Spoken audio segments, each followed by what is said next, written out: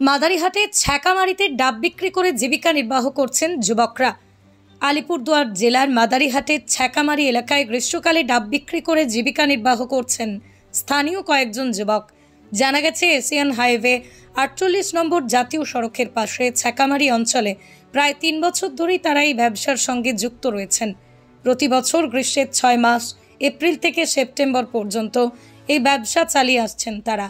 মূলত জাতীয় সড়ক ধরে যাতায়াতকারী দূরদূরান্তের পর্যটক ও যাত্রীদের চাহিদা মেটাতেই রাস্তার ধারে দাঁড়িয়ে তারা ডাব বিক্রি করেন।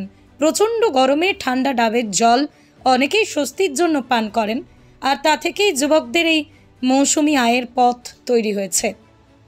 স্থানীয়দের মতে এই উদ্যোগ যেমন পর্যটকদের স্বস্তি দেয়, তেমনি কিছু বেকার যুবকের জীবিকাও নিশ্চিত করে। তবে তারা জানান, প্রশাসনের তরফে পর্যাপ্ত সহায়তা পেলে এই ছোট ব্যবসাকে আরও সংগঠিতভাবে পরিচালনা করা সম্ভব হবে। এভাবে স্বনির্ভরতার পথে এগিয়ে চলেছেন ছ্যাঁকামারির যুবকরা, যা স্থানীয় স্তরে প্রশংসনীয় দৃষ্টান্ত স্থাপন করছে। মোটামুটি 3 বছর হয়ে গেল। 3 বছর রানিং। হ্যাঁ, আমার 3 বছর। আচ্ছা, কতদিন থাকে এই ব্যবসাটা? আমাদের মোটামুটি যখন মনে করো ঠান্ডা পড়ে গেল, ঠান্ডা শেষ হয়ে গেল, তারপরে গরম আসলো, গরম থেকে শুরু করে দিই।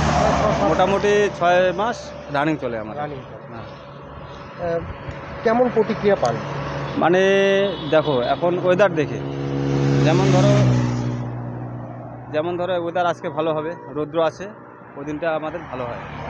হ্যাঁ, বিক্রি বাট্টা মানুষ আসে, সে গাছের ছায়ার মধ্যে একটু দাঁড়ায় বসার পরে একটু রেস্ট করে তারপর আমাদের এখানে আসা ডাব 1-2টা করে খেয়ে আবার নিয়ে যায়। হ্যাঁ। আপনার নাম? আমার নাম হচ্ছে মোহাম্মদ আজাদ আলী। কোন জায়গায় এটা? এটা হচ্ছে বলতে গেলে আমরা মাদারি আর রাঙালি বাজারের মাঝখানে পড়ে। ছ্যাঁকামারি।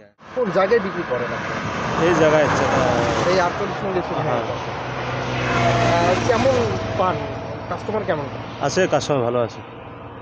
লোকাল কাস্টমার হয় কি বিভিন্ন জায়গায়? বিভিন্ন জায়গায় আছে, বিভিন্ন জায়গা থেকে আসে। আর কেমন দরে বিক্রি করছেন?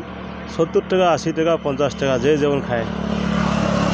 তার ভেতরে যে মালাই থাকে ওটাও কি? হ্যাঁ, ওটাও বার করে দিই। ওটাও বের করে দেন। আপনার নাম দাদা? বিশ্বজিৎ রায়। কোন জায়গা এটা? এটা হল মাদারি।